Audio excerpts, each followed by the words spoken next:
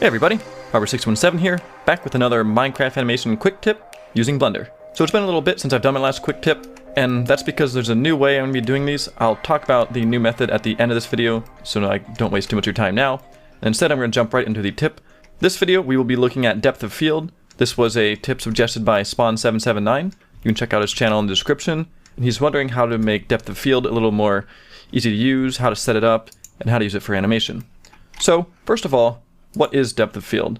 I'm going to just do a simple render here, and let me just delete a few things so it's not, I already had depth of field in this scene, so I'm going to kind of clear it out real quick. And let's just render this image and see what it looks like. So here is our starting image rendered into slot 1. As you can see, everything is in focus, everything is crisp, even back in the background, all the lines are very straight. But let's say we wanted to put focus on this character, that way, his name pops out a little bit more, and this kind of background area is a little bit blurred out.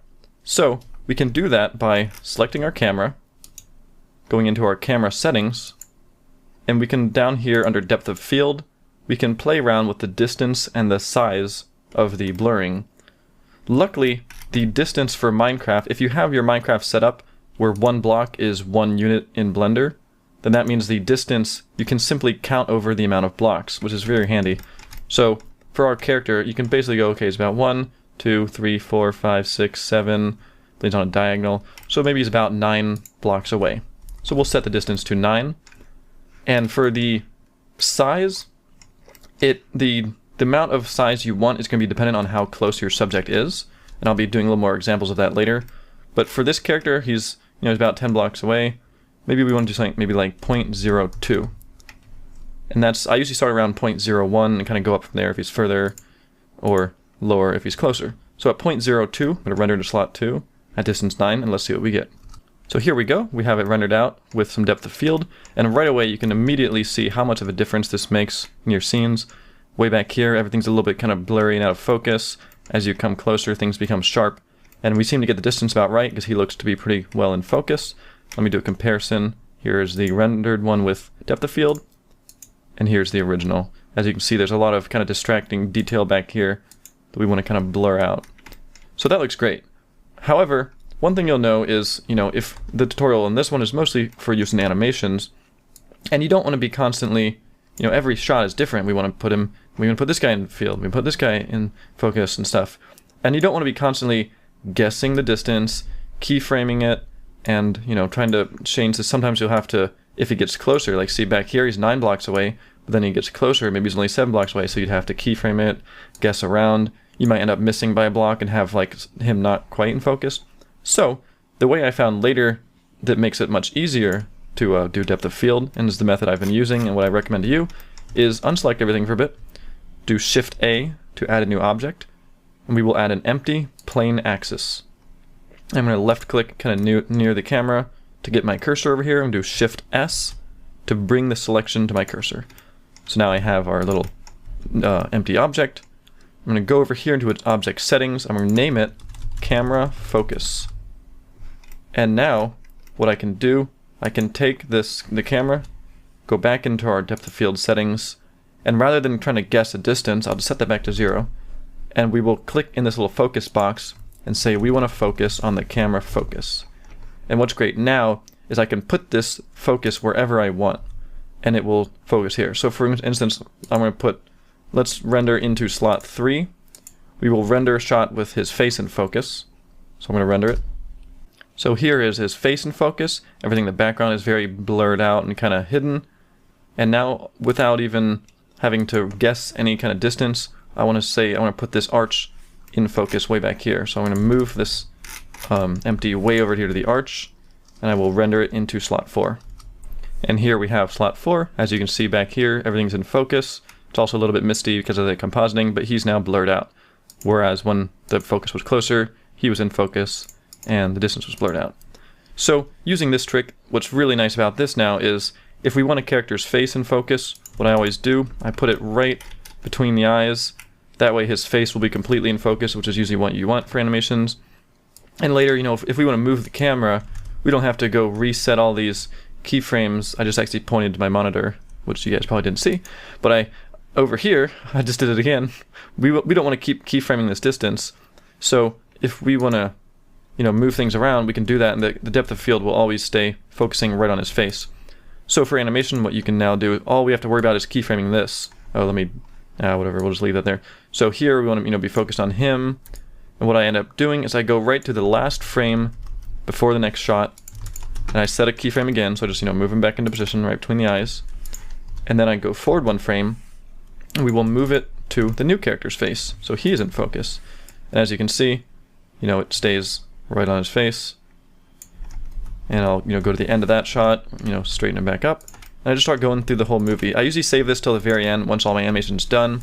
You don't want to do this at the beginning, because then if you move your character around a little bit, then it's no longer focusing on the right person. But as you can see, I just go to the start of the shot, and I go to the end of the shot. In this case, the end of the shot, it's still kind of focusing on the same thing. So I just keep kind of moving it to the center of his eyes, go to the next shot. And honestly, depth of field makes a huge difference. Even if you just have a little subtle bit, having some subject in focus really makes a big difference. One thing I like to do is, by default, the interpolation for the animation on this will be Bezier. And as if we look at this over here, here we go. By default, the interpolation for this thing is Bezier. For the focus, I would definitely recommend going linear. That way you don't get these weird kind of, it's kind of out of focus and it jumps into focus at the end and then cuts.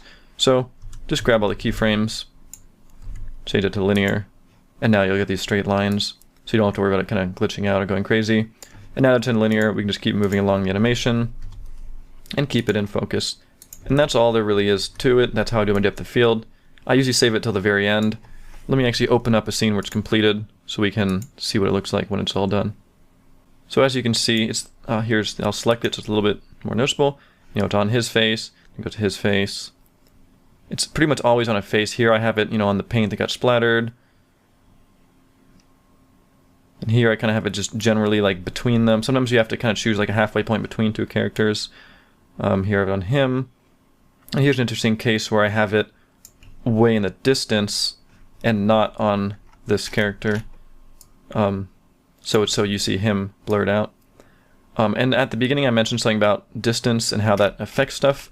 So for example, sorry, and that was the last thing I didn't even mention yet, is of course we can't just animate this and think we're good, because obviously we're going to want different sizes for different shots.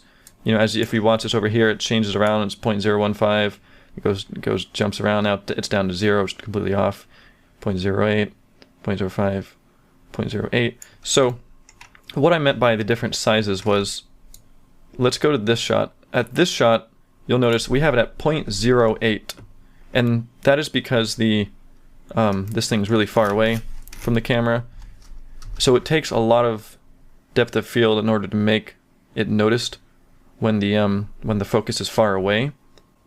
So here, because it's far away, we had to turn it all the way up to 0.08 to make this tower look like it's out of focus. However, if we go to a shot where it was kind of close, I believe one of these, something like this, where the focus is only 2 blocks away from the camera, now we only need 0.008, so that's 1/10 of the value of the other one. However, when we see it rendered, so here we have up close to the character, and we actually have a much smaller size, but as you can see, the background is even more blurred than the other one. Here's before, you can see a little blurred out, and this one, because it's so close, we have to lower the value a lot. So as for setting up with animation, what I would recommend is first simply go through, move this all around to where you want it, set it to linear, you'll have it kind of move, and then what I would do once that's all set up, let me clear this out so I can kind of go show you an example. Go to the beginning, you can go to the first frame, and you want to just kind of start playing with it. You'll get the hang of it eventually. I'll usually start with kind of 0.1, insert the keyframe. If you have auto keyframe on, we won't need to insert keyframes anymore, it'll do it automatically once we change it. And then you want to, you'll set the keyframe, then you'll want to, actually, let me escape this. You'll probably want to decrease the dimensions a lot. Let's at least go 1280, 720, and let's change the sampling down to like even 5 or something. And you don't even need to let the render finish, honestly. We're just trying to see how the depth of field looks, so I can tell it wasn't really blurred out in the back. So maybe let's change it up to like 0.03, render it again. And like I just mentioned, we don't even need to let the render finish. We can kind of, as soon as it starts, we can start seeing how the depth of field looks. That looks a lot better. Now the background's blurry. So then I'm just gonna keep moving along. So once you get the distance good, you just go to the end of the shot, click it, let go. If we have auto keyframe on, it'll set another keyframe. You go to the next shot, pick a number, let's try 0.02, render it, see how it looks. You just start going through and testing shot by shot and see how some shots you don't need depth of field and you go back down to 0. That's good. The background's a little blurry, but not too much. We have to focus on him, so I'm going to hit escape, cancel it. Go to the end of the shot, go to the last frame, set another keyframe on 0.02, go forward a frame. Maybe here, because it's further away, we'll have it at 0.04, but because it moves closer, we'll have it end at 0.03, and it should be linear. If this isn't linear, we want to make that linear as well. Go into animation, under camera, under aperture size. You can grab these keyframes, T, linear, and then these keyframes will be linear as well. So you want both the depth of field size to be linear, this to be linear, as well as the camera focus. So that's about it. That's how I do my depth of field for animation. I use the little empty, and then I just go through keyframing the size once it's all set up. Sometimes I'll have it go back down to 0 for shots where I don't want it. And that's about it.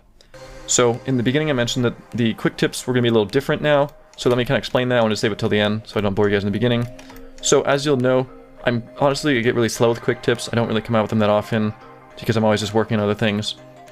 And about a few months ago we launched our Patreon, and we had one of the rewards where I would kind of tutor people and help people with Blender if they wanted it. However, as we got more patrons, I was unable to keep doing the tutoring because it just took way too much time. So the replacement was that I'll make tutorials for them. So I already actually have a few tutorials on my channel that are actually unlisted, and you can only see them if you're an Emerald patron, but that's kind of a lot of money. A lot of people can't afford that. I don't really like hiding tutorials. So my idea was, rather than me making exclusive tutorials for the patrons, I'll start making public tutorials for everyone. However, the Emerald patrons will be the ones who choose the focus of the tutorials. So it's kind of a win-win because, one, if you're not a patron, you're still getting more tutorials now. You're going to start getting tutorials again. I'll start having quick tips coming to my channel a lot more often. It's a win for the Emerald patrons because they'll get more tutorials as well, and I'm actually going to try to put their name on it. You know, whoever suggested the tip, they'll get a little channel shout out. So it encourages Emerald patrons, and it helps me because then it's more publicity for our Patreon, and hopefully it'll encourage more people to check it out. If you can't be an Emerald patron, you can always check out our other ranks. You know, we have one as low as Coal, which is only $1 a month. You still get animations a day early. You get to join like the Discord working lounge and stuff. So that's my current plan. It's of course changed a few times. We'll see if this works. I think it should be a pretty good solution because, you know, like I said, more quick tips, and the I can set a lot of, there won't be exclusive stuff basically. So I'm considering even setting a lot of my patron previous tutorials to public. I have a really advanced lighting one that I might make public, or might redo it and do it a little better. So thanks for watching, and I already have another 2 quick tips planned based on 2 other Emeralds who are asking about the names over the head and how to do some of the explosion stuff. So I will see you that episode. Adios.